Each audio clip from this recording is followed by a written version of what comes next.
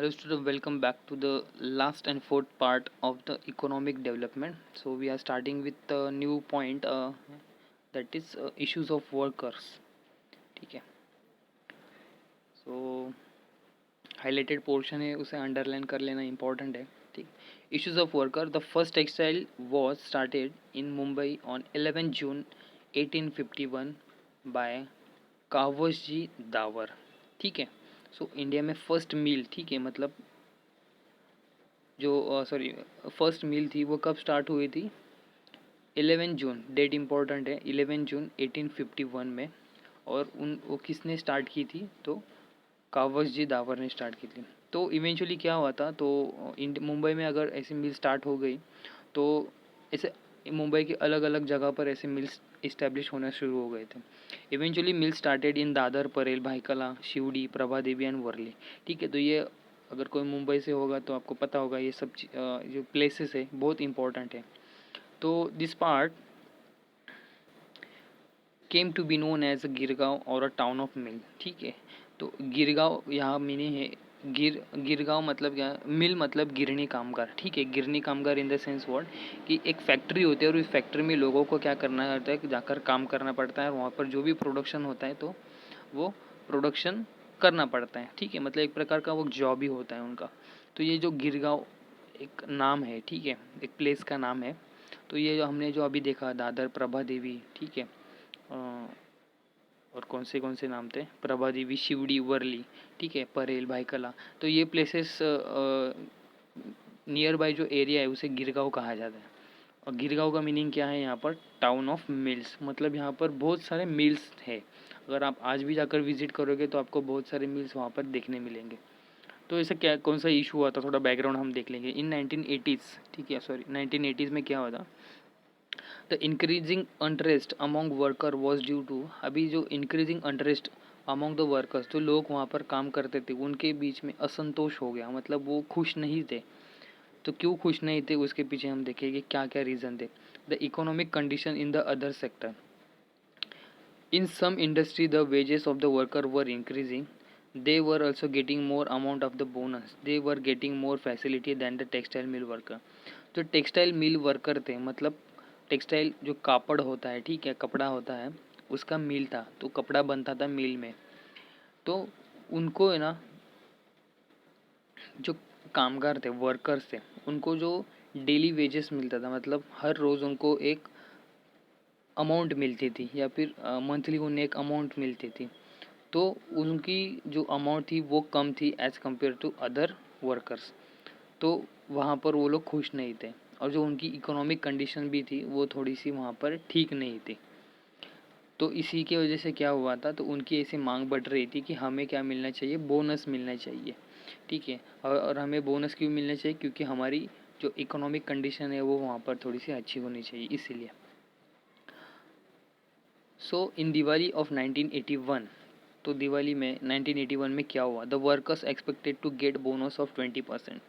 लोगों की इच्छा थी, जो कामगार थे उनकी इच्छा थी कि 20% तो उन्हें जो बोनस मिलना चाहिए. अगर वो 100 रुपीज़ कमा रहे हैं तो उनको 120 रुपीज़ मिलना चाहिए, ऐसी उनकी मांग थी. द राष्ट्रीय मिल मजदूर संघ, ठीक है, एक यूनियन होती है, ठीक है, जिसके अंडर लोग काम करते हैं.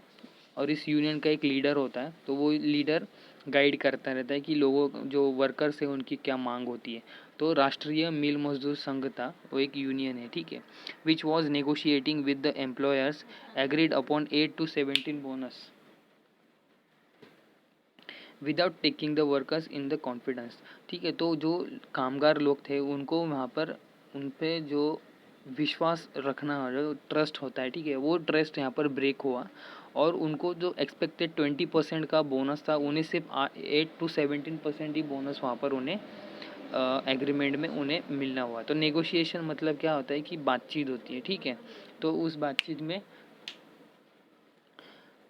ये कहा गया कि 8 to 70% ही उनको बोनस मिलने चाहिए. The cut in the bonus prove to be the cause of unrest. ठीक है. तो ये जो कट हुआ था उनको 20% मिलना चाहिए था, मिलना कितना? 8 to 17% ही मिला. तो कट हो गया ना. तो ये जो कट हुआ था तो ये हो गया उनका कॉज ऑफ अनरेस्ट. ठीक है. उनमें असंतोष हुआ लोग खुश नहीं थे इस चीज़ को लेकर। तो some workers went to the Datta Samant, ठीक है, दत्ता सामंत एक लीडर थे पॉलिटिकल्स, ठीक है, तो उनके पास वो गए सब वर्कर्स थे और उनको कहा कि आप हमें लीड करो, ठीक है। They ask him to accept their leadership, ठीक है, उनको लीडरशिप लेने के लिए लोगों ने कहा, जो कामगार थे उन्हें। वर्कर ऑफ 65 मिल, तो ठीक हो 65 मिल्स है, ठीक है, उनके कितने लोग थे, 2.5 वर्कर्स, 2.5 लाख वर्कर्स। वो क्या गए, दत्ता सामंत जी के पास गए और उन्होंने स्ट्राइक किया, ठीक है, हड़ताल की। On 18th January 1982, 2.5 lakh workers went on strike. Girgaon mill stopped running, making it seems like Mumbai heart stopped throbbing.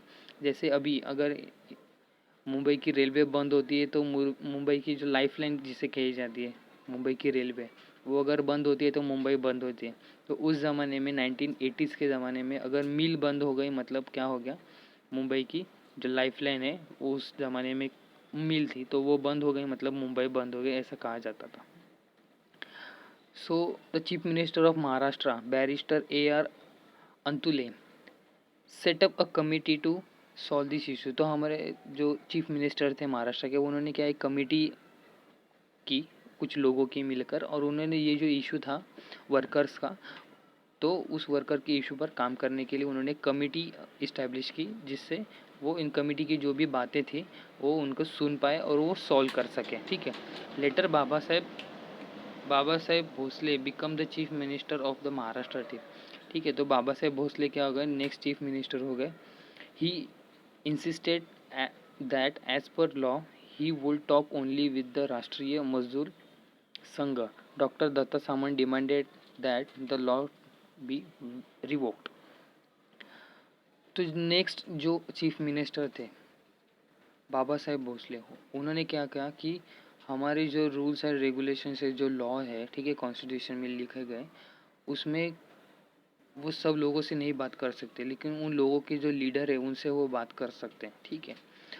तो उन्होंने वही दत्ता सामंत जो उनके लीडर थे उनसे वहाँ पर बात करने की वहाँ पर शुरू किया। तो दत्ता सामंत जी ने क्या कहा कि जो लॉ है उसे हमें ब्रेक करना चाहिए। अगर हम ब्रेक नहीं करेंगे तो जो वर्कर्स है उनकी डिमांड आप तक नहीं पहुंच पाएगी, ऐसा उन्होंने वहाँ पर कहा था, एक स्टेटमेंट दिया था।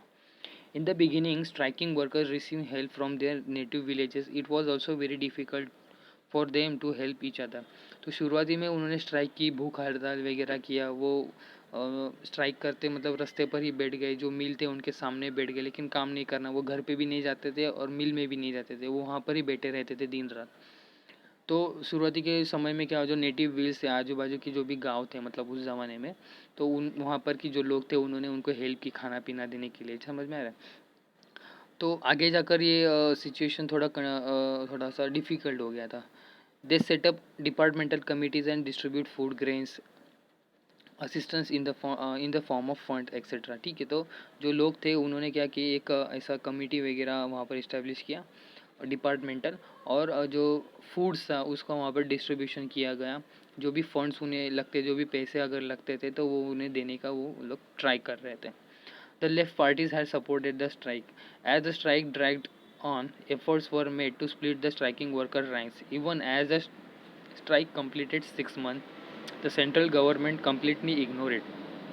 तो 6 मंथ का वहाँ पर क्या समय गुजर गया, फिर भी सेंट्रल गवर्नमेंट थी उन्होंने इस चीज़ पर इतना ध्यान नहीं दिया, ठीक है। जो स्ट्राइक था वो चलते ही गया continues. The worker started a jail bharo andolan, sorry jail भरो एगिटेशन, उसे ही जेल भरो आंदोलन कहा जाता है। इन सितंबर 81, 1.5 lakh worker took a march on the legislative assembly of Maharashtra state. Maharashtra state का जो लेजिस्लेटिव असेंबली है वहाँ पर उन्होंने क्या लोग वर्कर्स थे 1.5, ठीक है, 1/2 लाख वर्कर्स जो थे 1.5 लाख वर्कर्स थे, उन्होंने मार्च किया, मतलब वो लेजिस्लेटिव असेंबली पर उन्होंने धाबा बोल दिया। It didn't help a lot at all. It didn't help at all. The strike completed a year. This was the first strike to have gone for a year. In this period, about 1.5 lakh workers become unemployed. तो इसी दौरान क्या हुआ, ये जो पूरा आंदोलन था वो 6 महीने के बाद 1 साल का बन गया, और 1 साल वो लोगों ने उन्होंने स्ट्राइक की, उन लोगों ने काम भी नहीं किया और वो लोग घर पे भी नहीं जा रहे थे, ठीक है। तो क्या हुआ उसमें लोगों की जो रोज़गार थी वो भी यहाँ पर चले गए, और ये इतना सिग्निफिकेंट ऐसा नहीं हुआ। तो उसके बाद मेन यहाँ पर एक ट्विस्ट आता है। The polyester come come into greater demand than cotton cloth. A sale of milk cloth had already got affected. The mills move from Mumbai to Surat in Gujarat. तो पॉलिस्टर एक टाइप ऑफ क्लॉथ होता है, ठीक है। उसकी डिमांड वहाँ पर बढ़ने लगी, और जो मिल में लोग काम करते थे, जिस क्लॉथ का वो वहाँ पर प्रोडक्शन करते थे, उसकी डिमांड कम होने लगी और पॉलिस्टर की डिमांड बढ़ने लगी। तो इवेंचुअली क्या हो गया, तो डिमांड बढ़ेगी तो फिर क्या हो गया, मिल्स जो पहले जो क्लॉथ बनाते थे वो मिल्स वहाँ पर बंद होने लगे। तो वो बंद होने लगे तो फिर वहाँ पर अनएम्प्लॉयमेंट हो गए, और जो भी मिल्स थे तो उनके मशीनरीज वगैरह थी, तो मुंबई में वो भी पॉपुलर नहीं थे, तो उनको एक इकोनॉमिक ऐसे प्लेस चाहिए था मुंबई से नज़दीक, तो उन्होंने गुजरात में वो शिफ्ट कर दिया, सूरत में। The central government nationalised the 13 textile mills. Appointment of arbitrators did not help to resolve this issue. तो ये जो अनरेस्ट था, ठीक है, लोगों के भी वर्कर्स के बीच में, उसका जो इशू था वो सॉल्व नहीं हो चुका, और जो 13 मिल्स थे, ठीक है, उनका वो उन्होंने क्या कर दिया, नेशनलाइजेशन कर दिया, राष्ट्रीयकरण कर दिया। नेक्स्ट हम पॉइंट पढ़ेंगे, new economic policy. In the year of 1991, a very important in the history of the modern India, after the 10th general election, P.V. Narasimha Rao became the Prime Minister of India. With Dr. Manmohan Singh as a finance minister, he adopted a new economic policy of linking India's economy with the global economy. For these fundamental changes were brought about in Indian economy. Indian economy was brought in tune with the global mainstream. तो 1991 में क्या हुआ था, एक history का, modern Indian history का very important year बन गया वो। तो वहाँ पर क्या हुआ था, 10th जनरल इलेक्शन कंडक्ट हुए थे, और उस इलेक्शन में क्या हमारे नए प्राइम मिनिस्टर अपॉइंट हुए थे, उनका नाम था पीवी नरसिम्हा राव, और उनके जो फाइनेंस मिनिस्टर थे वो हमारे डॉक्टर मनमोहन सिंह थे, ठीक है। तो उन्होंने जो हमारी इकोनॉमी थी, मैंने जैसे आपको बताया शुरुआत में कि इकोनॉमी डूबने की कगार पे थी, तो इकोनॉमी वहाँ पर उन्होंने बचाने का काम किया, किन्होंने, डॉक्टर मनमोहन सिंह ने, ठीक है। During this period Indian economy was in the crisis situation. देखो मैंने अभी कहा था, तो क्राइसिस के सिचुएशन में आ गए थे Indian economy. Before the PV Narasimha Rao government took charge, Chandrasekhar was the prime minister. During his tenure, the rate of inflation was 17%. Main reason यहाँ पर नीचे दिया गया है, economic growth rate had gone down by 1.1%। जो हमारी राष्ट्रीय उत्पन्न हमें जिसे कहते हैं, ठीक है, इकोनॉमिक ग्रोथ थी, राष्ट्रीय उत्पन्न होता है, ठीक है, उसमें जो बढ़ोतरी होती है, जो ग्रोथ होती है, तो वो क्या हो गई थी, फॉल डाउन हो गई थी 1.1% से। तो India had foreign exchange reserves only enough to last for import for a week. तो कुछ हफ्तों के लिए ही हमारे पास पैसा बचा था, जो गवर्नमेंट थी वो चल सकती थी, जो लोग थे उन्हें पैसा मिल सकता था।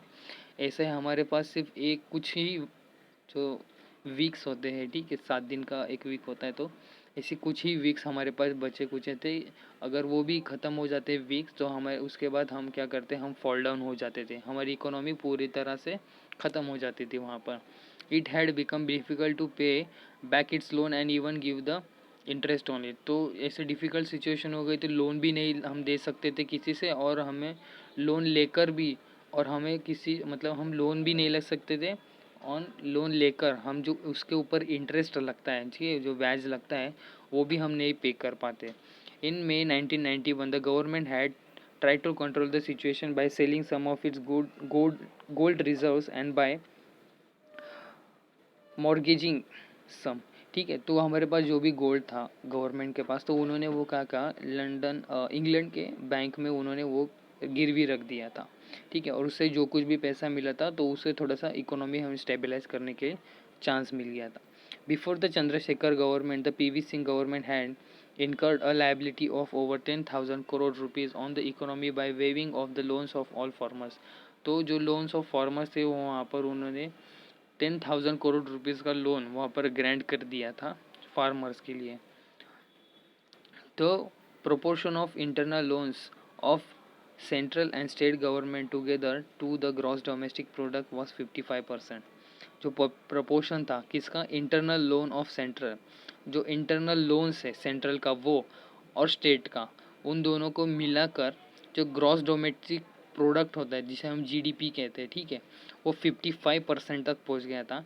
इन 1980 और 81 में फॉरेन लोन वॉज 2350, ठीक है, 2350 करोड़ डॉलर्स था। वो बढ़कर कितना हुआ था, 3080 करोड़ डॉलर्स 10 साल में हुआ था, नेक्स्ट 10 साल में, ठीक है। At this time India had foreign exchange reserve only 100 crore dollars. This also had the background of the increasing oil price due to the invention of Kuwait by Iran. मतलब कुवैत यहाँ पर हमें पता है कि जहाँ पर क्या है, ऑयल की फैक्ट्रीज है, ठीक है, वहाँ से ऑयल आता है और उस ऑयल से ही हम पेट्रोल डीजल बनाते हैं, ठीक है। तो वहाँ पर क्या होता है, ईरान का आक्रमण हो गया था और इसी की वजह से उस वक्त ऐसी सिचुएशन आई थी। एक तो इकोनॉमी हमारी कगार पर थी, हमारी जीडीपी फॉल डाउन हो चुकी थी, हमारा जो भी गोल्ड था उसे हमने फॉरेन के बैंक्स में हमने रख दिया था, उससे कुछ पैसे मिले थे, उससे हम हमारी गवर्नमेंट चला रहे थे। और यहाँ पर ऑयल के प्राइजेस थे वो भी वहाँ पर बढ़ने लगे, तो महंगाई भी इवेंचुअली वहाँ पर बढ़ने लगी। तो ऐसी एक हमारी इकोनॉमिक कंडीशन वहाँ पर आ गई थी, एकदम बेकार वाली थी, ठीक है। It become difficult for India to raise a loan, तो हम लोन भी नहीं ले सकते थे, ऐसी हमारी सिचुएशन वहाँ पर आ गई थी। Even the non resident Indian started withdrawing their deposit in foreign currency from India. तो नॉन रेसिडेंट इंडियन जो इंडिया में नहीं रहते लेकिन उनकी जो सिटीजनशिप है वो इंडिया की थी, और उन्होंने जो इंडिया में इन्वेस्ट किया था, मतलब समझो कुछ बैंक में पैसा वगैरह रख दिया होगा, तो वो उन्होंने क्या किया था, वहाँ से विड्रॉ करने की, मतलब वहाँ से निकालने का उन्होंने कोशिश की, क्योंकि उन्हें समझ रहा था कि इंडिया की इकोनॉमी आने वाले कुछ दिनों में फॉल डाउन हो जाएगी, ठीक है। तो ऐसी इकोनॉमिक कंडीशन बेकार आए थे। तो इसमें हम रेमेडीज़ देखें, जो हमारे डॉक्टर मनमोहन सिंह थे, उन्होंने यहाँ पर एक युक्ति लगाई और हमारी इकोनॉमी को बचाई, ठीक है। So PV Narasimha Rao appointed doctor Manmohan Singh as a finance minister in order to find a way out for this situation. तो इस सिचुएशन से हमें बाहर निकलने के लिए एक ऑर्डर उन्हें दिया गया इस सिचुएशन से बाहर निकलने के लिए। Doctor Singh undertook many corporative measures, the situation बेगन टू चेंज। तो उन्होंने कुछ मेजर्स वहाँ पर लिए और जिससे क्या हुआ, पॉजिटिव चेंज हमें देखने मिला।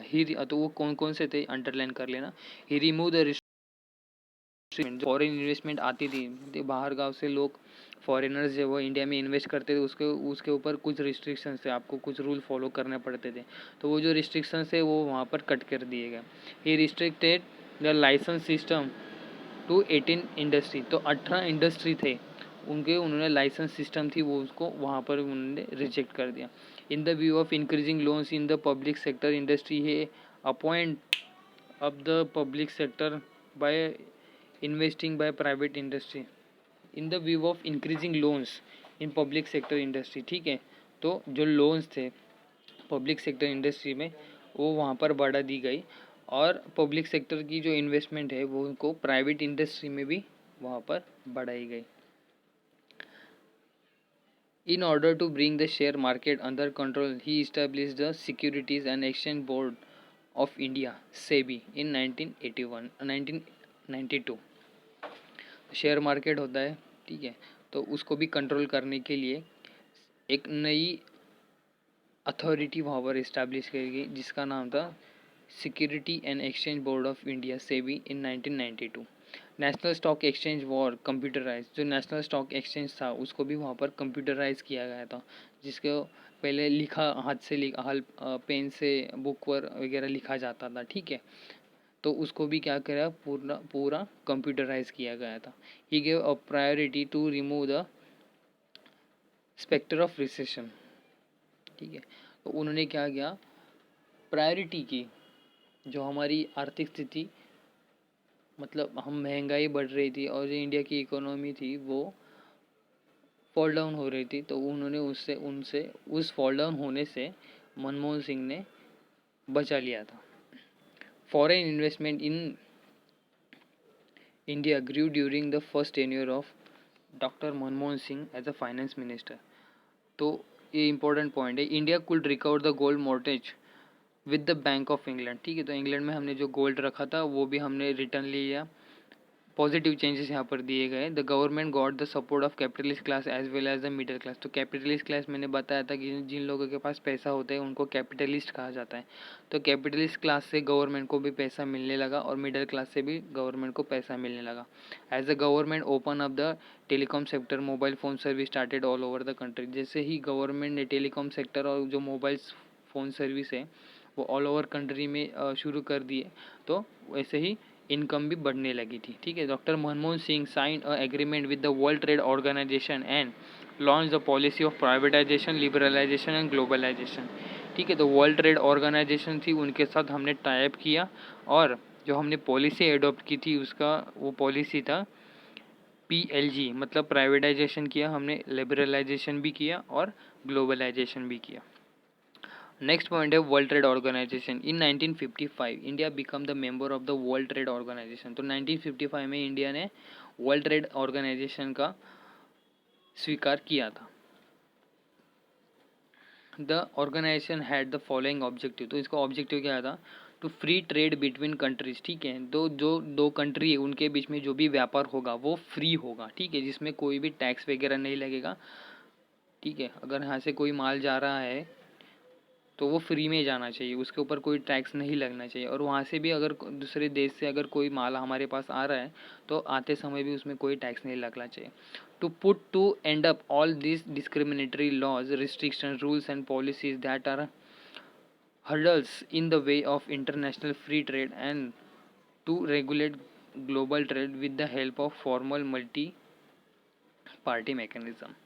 तो ये जो डिस्क्रिमिनेटरी लॉस थे, ठीक है, जो अच्छे नहीं थे, जो ट्रेड में बाधाएं उत्पन्न कर रहे थे, तो इन सब को वहाँ पर क्या कर दिया, खारिज कर दिया। जो भी रूल्स थे, रेगुलेशन थे, जो भी पॉलिसीज वहाँ पर बने, जो भी बाधा निर्माण कर रही थी, हर्डल्स क्रिएट कर रहे थे इंटरनेशनल फ्री ट्रेड में, उन सबको वहाँ पर कट कर दिया, उनको सब कैंसिल कर दिया और एक रेगुलेटरी बॉडी वहाँ पर इस्टेब्लिश करेगी जो वर्ल्ड ट्रेड मतलब ग्लोबल पूरे ग्लोबल लेवल पर, वर्ल्ड के लेवल पर वो काम करे, ठीक है। General Agreement on Tariffs and trade, GATT exist exists at the international level before the World Trade Organization came into being. It regulated commerce. In India, there were opposed extreme view about the World Trade Organization. तो World Trade Organization को शुरुआती में लोगों ने अच्छे से पसंद नहीं किया था। और General Agreement on Tariffs and Trades था जिसके ऊपर लोगों का विश्वास था, लेकिन हमने WTO मतलब वर्ल्ड ट्रेड ऑर्गेनाइजेशन का स्वीकार किया। तो शुरुआती में थोड़ा सा हमें प्रॉब्लम हुआ था लोगों को समझाने में वगैरह, तो बाद में लोगों का जो ओपिनियन था वो चेंज हो गया था। Yet India decided to take its membership, फिर भी इंडिया ने क्या किया, उनकी मेंबरशिप हमने स्वीकार कर ली। The provision of a World Trade Organisation are regarding grants, import export, foreign investment, agriculture, technology and service. तो मेन किस चीज क्षेत्र में वर्ल्ड ट्रेड ऑर्गेनाइजेशन काम करता है? इंपोर्ट एक्सपोर्ट है, ठीक है, जो भी व्यापार है वो फॉरेन इन्वेस्टमेंट से, एग्रीकल्चर, टेक्नोलॉजी और सर्विस सेक्टर से वगैरह है, उन सब में वर्ल्ड ट्रेड ऑर्गेनाइजेशन के प्रोविजंस हैं। तो electricity, water, transportation, education and health rapidly commercialise since India become the member of the World Trade Organization. तो इंडिया जब वर्ल्ड ट्रेड ऑर्गेनाइजेशन का मेंबर बना तो हमने जो हमारी इलेक्ट्रिसिटी है, वाटर और ट्रांसपोर्ट है, एजुकेशन है और हेल्थ है, इन सभी क्षेत्र में हमने एकदम रैपिडली ग्रोथ करना शुरू कर दिया था। As per the various reports of the World Trade Organization, India has made the considerable improvement in the different area like. तो जो हमारे पास डेटा अवेलेबल है उससे हमने वर्ल्ड ट्रेड ऑर्गेनाइजेशन जब से हमने उसकी मेंबरशिप स्वीकार की तो हमने बहुत सारे क्षेत्र में इम्प्रूवमेंट किया। तो वो कौन से थे? तो हमने क्या किया, reduction in the below poverty line population, ठीक है। जो गरीबी रेखा जो है उस रेखा के नीचे जो लोग हैं उनको हमने क्या किया, गरीबी रेखा के ऊपर लाने का ट्राई किया, जैसे कि उनकी गरीबी वहाँ पर ख़त्म होनी चाहिए। Decline in the inflation, mortality, availability of a facilities regarding drinking water and waste water management, मतलब एक तरह से हमने क्या किया, लोगों की जो लाइफस्टाइल थी वो वहाँ पर हमने बढ़ाने की यहाँ पर प्रयास किए थे। India sign a South Asian preferential trade agreement along the line of World Trade Organization. तो वर्ल्ड ट्रेड ऑर्गेनाइजेशन के साथ ही हमने क्या किया, South Asian preferential trade agreement भी हमने वहाँ पर साइन किया। India remove the import restrictions on several commodities for SAARC community. जो सार्क कम्युनिटीज़ है हमारे साउथ एशियन कंट्रीज़ है, उनके जो इम्पोर्ट टैक्स था वो हमने कमोडिटीज़ पर, ठीक है, जो भी चीज़ें आती थी उन चीज़ों पर हमने क्या किया, वहाँ पर जो हमने रिस्ट्रिक्शंस लगाए थे, सॉरी इम्पोर्ट टैक्स वगैरह लगाए थे, तो उनको हमने वहाँ पर कट कर दिया था। India also gave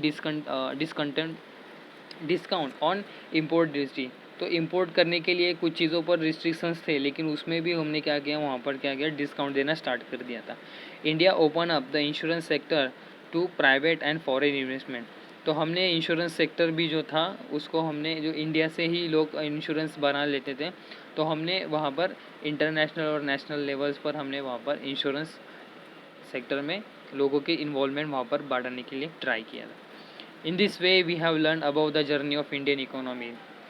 We have come a long way from mixed economy to globalization. ठीक है, तो हम मिक्स्ड इकोनॉमी हमने शुरुआती में 1950 में जब हमारा भारत स्वतंत्र हुआ था, तब हमने मिक्स्ड इकोनॉमी का स्वीकार किया था। वहाँ से लेकर ग्लोबलाइजेशन तक का जो भी हमारा पूरा सफ़र था, तो हमने इस चैप्टर में पूरा डिस्कस कर लिया है।